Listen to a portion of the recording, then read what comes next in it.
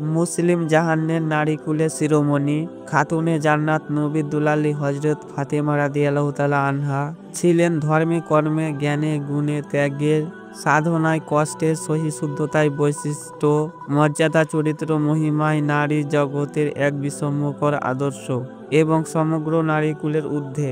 শুধু ইহজগতেই নয়, পরজগতেও তিনি হবেন বেহেশতবাসিনী নারীদের সর্দার।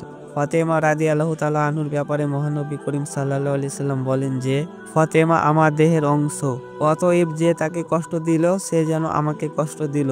হাদিসে বর্ণিত আছে, নবী করিম সাল্লাল্লাহু আলাইহি সাল্লাম কোথাও যাওয়ার সময় তার কন্যা ফাতেমার কাছ থেকে সকলে শেষে বিদায় নিতেন এবং ফিরে এসেই প্রথমেই ফাতেমার সঙ্গে সাক্ষাৎ করতেন। ফাতেমা রাদিয়াল্লাহু তাআলা আনহার প্রতি নবীজির হৃদয় এত সিংহসিত ছিল, কন্যার আদর্শনে তিনি একটি দিনও সহ্য করতে পারতেন না। তাই তিনি জামাতা হজরত আলী রাদিয়াল্লাহু তাআলা আনহুর বাড়ি গমন করতে যেতেন। কিন্তু তার মনে খুবই আশা ছিল যে জামাতার বাড়িখানা তার গৃহের পাশে হতো, কিন্তু তাহার গৃহের কাছে কোনো গৃহ অবশিষ্ট ছিল না। তবুও বাড়িওয়ালা হারেস যখন নবী করিম সাল্লাল্লাহু আলাইহি সাল্লামের মনের কথা জানতে পারলেন, তখন তিনি পুরাতন এক ঘরের ভাড়াটিয়াকে অন্যথায় পাঠিয়ে দিলেন এবং হজরত আলী ও ফাতেমা রাদিয়াল্লাহু তাআলা আনহুকে ভাড়া দিলেন। এই গৃহখানা নবীজির গৃহের কাছেই ছিল।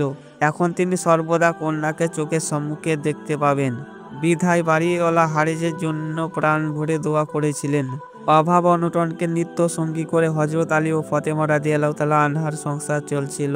হিজরতের পূর্ব পর্যন্ত আলী রাদিয়াল্লাহু তাআলা আনহু রাসূল সাল্লাল্লাহু আলাইহি সাল্লামের সাথে একই পরিবারভুক্ত ছিলেন। হিজরতের পর হজরত আলী রাদিয়াল্লাহু তাআলা আনহু তার মাকে নিয়ে সামান্য কিছু যা উপার্জন করতেন তা দিয়ে মা ছেলের কোনো রকম দিন চলে যেত। কিন্তু বিয়ের পর সংসারে বড়ই অভাব দেখা দিল। সারাদিন পরিশ্রমের পর যা কিছু রোজগার করতেন তা দিয়ে সকলের খাবার দাবারের ব্যবস্থা করতেন। একদিন এমন হয়েছিল যে সারাদিন ঘুরে ঘুরেও কোথাও কাজের সন্ধান পেলেন না, অথচ ঘরে অল্প পরিমাণ খাবারও মজুদ নেই। অবশেষে রাত্রিবেলা একটি কাজ জুটল। গভীর রাতে কিছু জিনিসপত্র নিয়ে বাড়ি ফিরলেন। ফাতেমা রাদিয়াল্লাহু তাআলা আনহা অধীর অপেক্ষায় স্বামীর জন্য দরজার সামনে বসে আছেন। তিনি নিকটে এসে ক্লান্ত পরিশ্রান্ত স্বামীর কপালের ঘাম মুছে দিলেন এবং শোবার ব্যবস্থা করে দিলেন। এরপর খাবার দাবার তৈরি করে স্বামীকে খাওয়ালেন, নিজেও খেলেন। এমন তো অবস্থায় ভোরের আলো দরজায় ভেদ করে গৃহে প্রবেশ করল। হজরত আলী রাদিয়াল্লাহু তাআলা আনহু দুঃখ করে বলতেন, হে আল্লাহ, আমাকে কষ্ট দাও, অসুবিধা নেই, কিন্তু নবী দুলালী ফাতেমাকে কেন কষ্ট দিচ্ছ? একবার হজরত ফাতেমার অসুস্থতার খবর শুনে নবীজি সাল্লাল্লাহু আলাইহি সাল্লাম দেখতে আসলেন। ঘরের ভিতর থেকে ফাতেমা বললেন, আব্বাজান, আমার দেহে একখানা চাদর ছাড়া অন্য কোনো বস্ত্র নেই।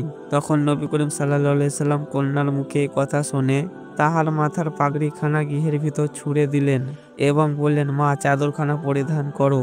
তখন ফাতেমা রাদিয়াল্লাহু তাআলা আনহা পাগড়িখানা দিয়ে দেহ আবৃত করল। ততঃপর নবী করিম সাল্লাল্লাহু আলাইহি সাল্লাম গৃহে প্রবেশ করলেন।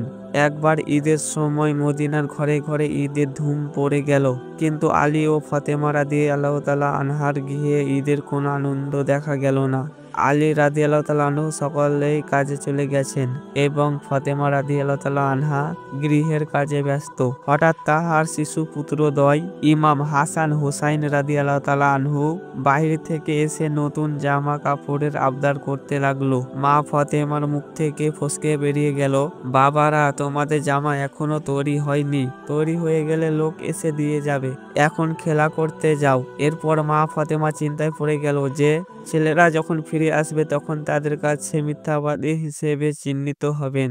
তখন তিনি আল্লাহর কাছে দোয়া করতে লাগলেন, হে আল্লাহ, তুমি তাদের অন্তর থেকে জামার কথা ভুলিয়ে দাও। তার কিছুক্ষণ পর হাসান হুসাইন মহা খুশি হয়ে একটা কাপড়ের ব্যাগ হাতে নিয়ে মায়ের কাছে এসে বলতে লাগলেন, একজন সুদর্শন লোক এই কাপড়গুলো দিয়ে গেছেন। ফাতেমা রাদিয়াল্লাহু তাআলা আনহা এই মূল্যবান কাপড় দেখে বুঝতে পারলেন যে আল্লাহ তাআলা হযরত জিবরাইল আলাইহিস সালাম এর মারফতে এইগুলো পাঠিয়েছেন। আল্লাহর এই পবিত্র দান তিনি খুশি মনে পুত্রদ্বয়কে পরিয়ে দিলেন। হযরত আলী ও ফাতেমা রাদিয়াল্লাহু তাআলা আনহার সংসার পথিক সুখ সম্পদ ঐশ্বর্য এবং ভোগ বিলাসিতার অভাব থাকলেও ও পারস্পরিক প্রেম ভালোবাসার অভাব ছিল না। স্বামী স্ত্রীর মাঝে গভীর ভালোবাসার জন্য তাদের সংসারটি স্বর্গসুখে পরিণত হয়েছিল। তাদের মধ্যে কখনো যে মান অভিমান বা মনোমালিন্য হয়নি তা নয়, কেননা তারাও তো মানুষ। মানুষের মাঝেও ভুল ভ্রান্তি ইত্যাদি হতেই পারে, এটা স্বাভাবিক ব্যাপার। একদিন কোনো একটি বিষয় নিয়ে স্বামী স্ত্রীর কথোপকথনের সময় হযরত ফাতেমা রাদিয়াল্লাহু তাআলা আনহা আলী রাদিয়াল্লাহু তাআলা আনহুকে একটি বড় কথা বলে ফেললেন। তাতে হযরত আলী একটু ব্যথিত হলেন এবং অভিমানে বাহিরে চলে গেলেন। এমনকি রাতের বেলাও বাড়ি ফিরলেন না। তখন রাসূল সাল্লাল্লাহু আলাইহি ওয়াসাল্লাম এই খবর শুনে আলীর খোঁজে বাহির হয়ে গেলেন। একটু পর দেখতে পেলেন অদূরে রাদিয়াল্লাহু তাআলা আনহু ধুলাবালির উপর শুয়ে আছেন। নবীজি সাল্লাল্লাহু আলাইহি ওয়াসাল্লাম সিংহ ভরে মজা করে ডাক দিলেন, হে আবু তুহাব, ধুলাবালির জনক, উঠে ঘরে চলো। এরপর নবীজি তাদের স্বামী স্ত্রীর মান অভিমান মিটিয়ে দিলেন। অন্য একদিনের ঘটনা, হযরত আলী রাদিয়াল্লাহু তাআলা আনহু ফাতেমা রাদিয়াল্লাহু তাআলা আনহার মতের বিরুদ্ধে একটা কাজ করে ফেলেছিলেন। তাতে অসন্তুষ্ট হয়ে ফাতেমা রাদিয়াল্লাহু তাআলা আনহা বাবার বাড়ি চলে গেলেন। কিছুক্ষণ পর হযরত আলী এসে উপস্থিত। দুজনেই নবীজির কাছে নিজেদের অভিযোগ পোষণ করলেন। নবীজি দুজনের কথা শুনে ফাতেমা রাদিয়াল্লাহু তাআলা আনহাকে বললেন, মা, তোমার ধৈর্য অবলম্বন করা উচিত। আলীকে তোমার সকল কথা মানতে হবে, এটা কেমন কথা? ফাতেমা রাদিয়াল্লাহু তাআলা আনহু পিতার কথা শুনে ভীষণ লজ্জিত হয়ে ঘরে ফিরে আসলেন। হযরত আলী রাদিয়াল্লাহু তাআলা আনহু স্ত্রীকে তার পিতার সামনে এরকম লজ্জিত হতে দেখে অনুতপ্ত হয়ে প্রতিজ্ঞা করলেন যে আর কোনোদিন তার মতের বিরুদ্ধে কোনো কাজ করবেন না। প্রকৃতপক্ষে হযরত ফাতেমা রাদিয়াল্লাহু তাআলা আনহা মহানবী সাল্লাল্লাহু আলাইহি সাল্লামের আদর্শ অনুসরণ ও অনুগত স্বীকারকারীদের মধ্যে ছিলেন এক মূর্ত প্রতীক।